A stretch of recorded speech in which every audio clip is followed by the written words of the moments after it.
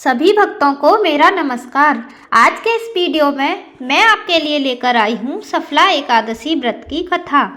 एक समय की बात है जब महाराज युधिष्ठिर भगवान श्री कृष्ण से अत्यंत महत्वपूर्ण प्रश्न पूछते हैं। हे जनार्दन, पौष मास के कृष्ण पक्ष में कौन सी एकादशी आती है और किस प्रकार इसका पालन करना चाहिए? कृपया इस बारे में मुझे बताएं। युधिष्ठिर महाराज की बात सुनकर भगवान केशव बोले, हे धर्मराज, पौष मास के कृष्ण पक्ष में आने वाली एकादशी का नाम सफला एकादशी है। इस एकादशी के दिन भक्तों को भगवान नारायण के विग्रह की पूजा अर्चना करनी चाहिए।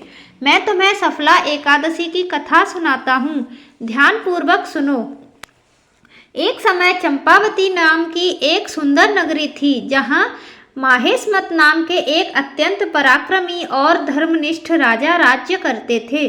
उनके 4 पुत्र थे। राजा का सबसे ज्येष्ठ पुत्र लुम्पक सदैव पाप कर्मों में लिप्त रहता था। स्त्री दुराचार, जुआ खेलना, ब्राह्मण और शास्त्रों का अपमान करना व वैष्णवों की निंदा करना उसके लिए सामान्य कार्य थे। उसके इन पाप कर्मों का असर राज्य पर पड़ने लगा। तब राजा माहेशमत ने उसे अपने राज्य से निष्कासित कर दिया। लुम्पक राज्य के बाहर एक जंगल में रहने लगा, लेकिन अभी भी उसके पाप कर्मों में कोई कमी नहीं आई थी।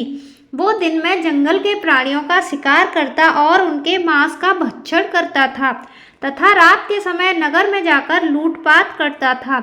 अनेक बार लोगों ने उसे चोरी और लूटपाट करते पकड़ा भी था, लेकिन लुम्पक के पाप कर्मों का अंत नहीं हुआ। वो जंगल में एक अति प्राचीन विशाल भगवान श्री हरि के प्रिय पीपल के वृक्ष के नीचे रहता था। इस प्रकार काफी समय बीत गया।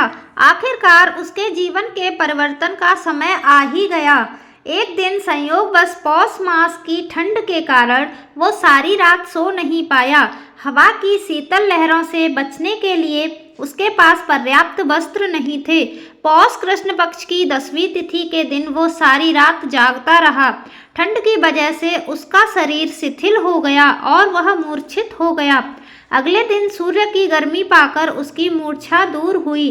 गिरता पड़ता वो भोजन की तलाश में निकला। पशुओं को मारने में असमर्थ होने के कारण वह पेड़ से नीचे गिरे हुए फलों को उठाकर उसी पीपल के पेड़ के नीचे जाकर बैठ गया। उस समय तक सूर्यास्त हो चुका था।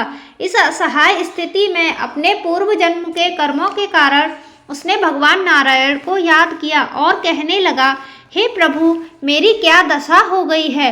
अब यह फल आपको ही अर्पण है। इन फलों से आप ही तृप्त हो जाइए। उस रात्रि भी ठंड के कारण वो सारी रात जागता रहा और भगवान का स्मरण करता रहा। इस प्रकार अनजाने में उसका एकादशी के व्रत का पालन हो गया। अनजाने में की गई इस तपस्या से भगवान प्रसन्न हो गए। सवेरा होते ही एक सफेद तेजस्वी घोड़ा लुम्पक के पास आकर खड़ा हो गया। उसी समय एक आकाशवाणी हुई, हे वत्स, ये घोड़ा तुम्हारे लिए आया है। भगवान श्री नारायण की असीम कृपा और सफला एकादशी के व्रत का नियम पूर्वक पालन करने के कारण तुम्हारे समस्त पाप नष्ट हो गए हैं। अब तुम इस घोड़े पर सवार होकर अपने पिता के पास अपने नगर में वापस चले जाओ। तुम्हारा राज्य तुम्हें वापस मिल जाएगा। ऐसी आकाशवाणी सुनकर वह गदगद हो गया। सफला एकादशी के व्रत के प्रभाव से उसका शरीर पुनः कांतिमान हो गया। उसी क्षण वो अपने राज्य वापस आया और अपने पिता से क्षमा याचना करने लगा और उन्हें सारा वृत्तांत कह सुनाया। उसके पिता ने जब उसके समस्त सद्गुणों से युक्त देखा तो वह अत्यंत प्रसन्न हुए और लुम्पक को राज्य का कार्यभार समझाकर वो वन को तपस्या के लिए चले गए। इस प्रकार लुम्पक ने अपने राजकुमार होने के सभी दायित्वों को निभाया। अपने पिता के पद चिन्हों का अनुसरण करते हुए वो अपने देह को त्यागने के बाद वैकुंठ लोक को प्राप्त हुआ। कथा समाप्त करते हुए भगवान श्री कृष्ण कहते हैं, हे राजन, जो व्यक्ति सफला एकादशी की इस कथा का श्रवण या पठन करते हैं उन्हें राजसूय यज्ञों का पुण्य फल प्राप्त होता है। उनके समस्त कष्ट नष्ट हो जाते हैं और अंत में वो वैकुंठ धाम को प्राप्त होते हैं।